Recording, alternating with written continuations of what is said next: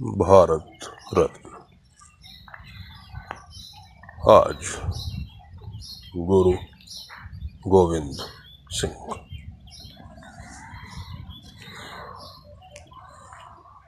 जीवन एक समन्वय है। धर्म, अध्यात्म, आदर्श, चिंतन, मानस और व्यवहार का, सामाजिक सरोकारों और राजनीतिक विचारों का, शांति, अहिंसा और धर्म युद्ध का। जीवन एकांगी नहीं है, यह कई तत्वों से मिलकर बना हुआ विविधतापूर्ण संयोजन है। गुरु गोविंद सिंह का जीवन हमें जीवन के इसी विविधतापूर्ण पक्ष की ओर ले जाता है, सोचने पर विवश कर देता है। गुरु गोविंद सिंह 1666 में पटना में पैदा हुए। वे केवल 42 वर्ष इस धरती पर रहे। थोड़े से जीवन काल में उन्होंने भारत की उथल पुथल, लोगों की पीड़ाओं और समाज में व्याप्त अनेक समस्याओं को जैसे आत्मसात कर लिया और इन सब से मुक्ति का मौलिक मार्ग प्रस्तुत किया। पिता गुरु तेग बहादुर के महान बलिदान के उपरांत गुरु गोविंद सिंह लगभग 8 वर्षों तक आनंदपुर में रहे। इन 8 वर्षों का उनका जीवन उनके भविष्य की यात्रा के लिए निर्णायक मोड़ सिद्ध हुआ। इन वर्षों में उन्होंने शास्त्र, शस्त्र, अध्यात्म, दर्शन, समाज और राजनीति का गहन अध्ययन किया।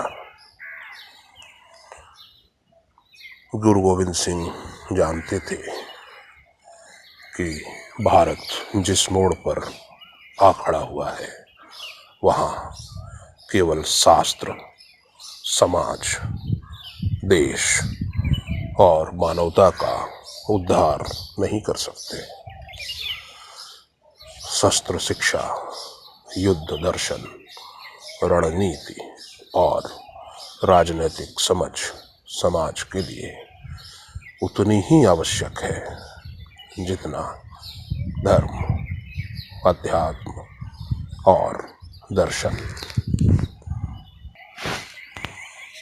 बहुत कठिन परिस्थितियों में मात्र 9 वर्ष की आयु में गुरु गोविंद सिंह को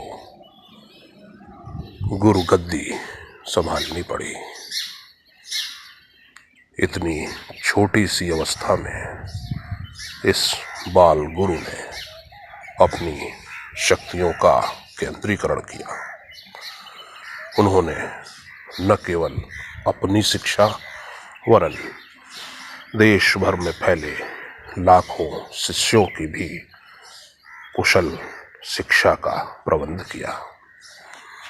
सुदूर प्रदेशों से आए कवियों, विद्वानों, चिंतकों, मनीषियों और सामाजिक कार्यकर्ताओं को अपने यहाँ आश्रय दिया। दूर दूर तक फैले हुए अपने सिख समुदाय को हुक्मनामे भेजकर उनसे धन, अस्त्र, शस्त्र, रसद सामग्री की मांग की, एक छोटी सी सेना एकत्र की और उसे युद्ध नीति में कुशल बनाया।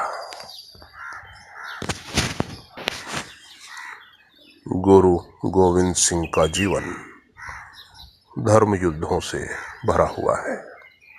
उन्हें बहुत छोटी अवस्था से लगातार युद्धों का, विपरीत परिस्थितियों का सामना करना पड़ा। भंगाड़ी, नादौन और हुसैनी में उन्हें लगातार कठिन मोर्चों को संभालना पड़ा। मुगल सेनाओं के साथ उनकी भिड़ंत लगातार जारी रही। गुरु गोविंद सिंह के जीवन का सबसे महत्वपूर्ण कार्य है उनके द्वारा 1699 में खालसा पंथ का निर्माण।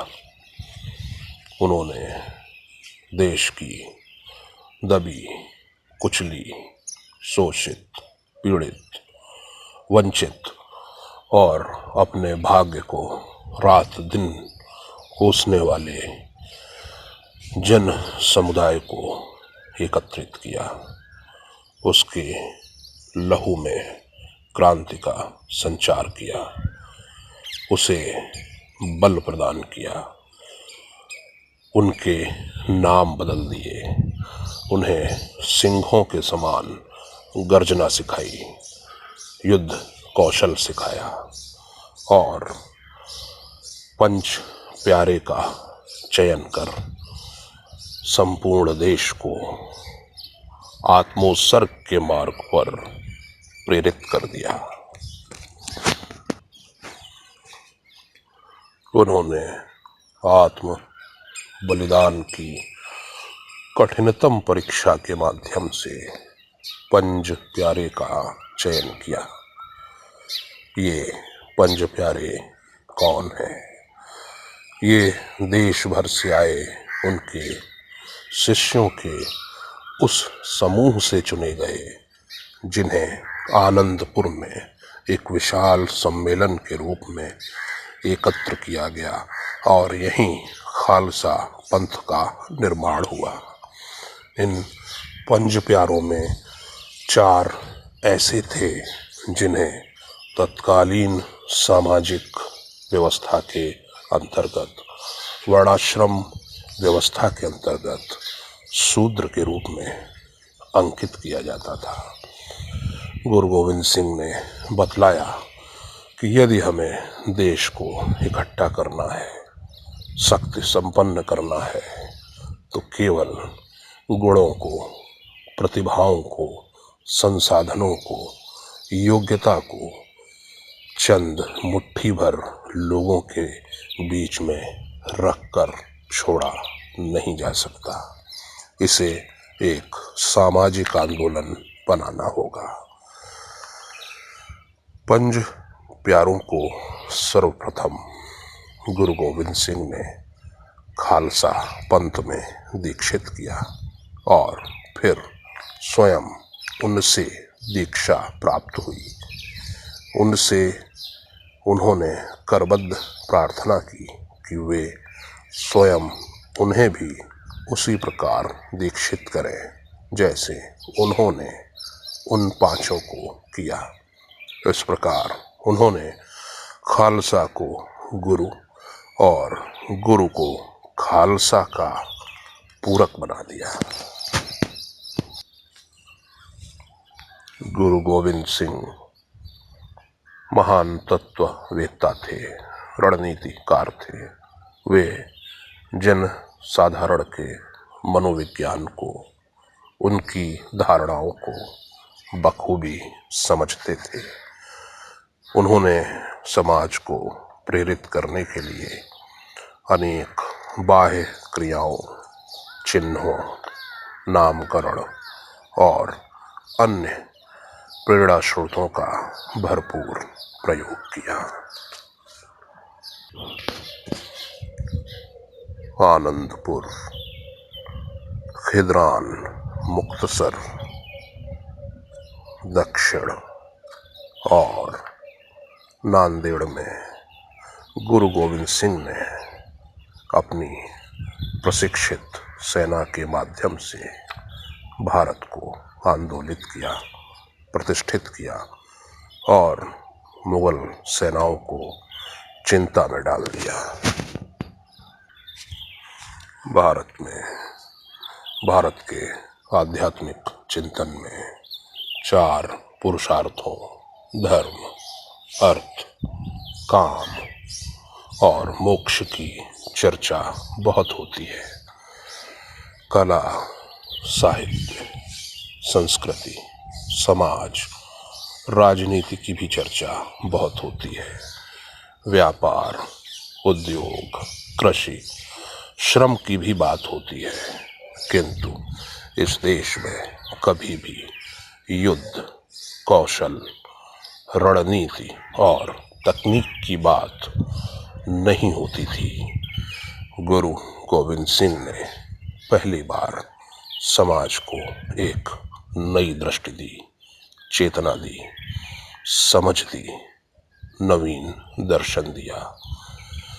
गुरु गोविंद सिंह ने यह बतला दिया कि शांति की कितनी भी कामना क्यों न की जाए, युद्ध मनुष्य की नियति है। इसके बिना शांति संभव नहीं, इसके बिना जीवन संभव नहीं। मृत्यु जीवन की आधारशिला है और इसीलिए धर्म क्षेत्र, धर्म युद्ध को कभी टाला नहीं जा सकता। समाज को इसके लिए सदैव तैयार रहना चाहिए।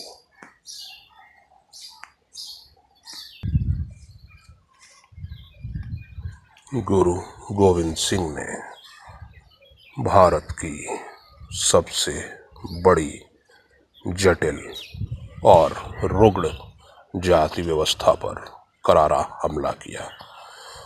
उन्हें मालूम था कि यही वह रोग है जिसने भारत रूपी देह को खोखला कर दिया है, संक्रमित कर दिया है। वे गरीबों, दलितों, वंचितों को सम्मान देते थे, उन्हें अपने समान मानते थे। वे स्वयं कहते हैं कि मुझे इन्हीं की सेवा करना अच्छा लगता है, इन्हीं को दान देना भला लगता है, इन्हीं को दिया हुआ दान ही आगे चलकर फलदायी होगा। शेष सब कुछ व्यर्थ है, फीका है। इसलिए मेरा घर, मेरा तन मन, मेरा शीश, मेरा धन और शक्ति सब इन्हीं के लिए है। हमारे साथ जुड़े रहने के लिए हमारे YouTube चैनल को सब्सक्राइब करें, साथ ही बेल आइकन को दबाएं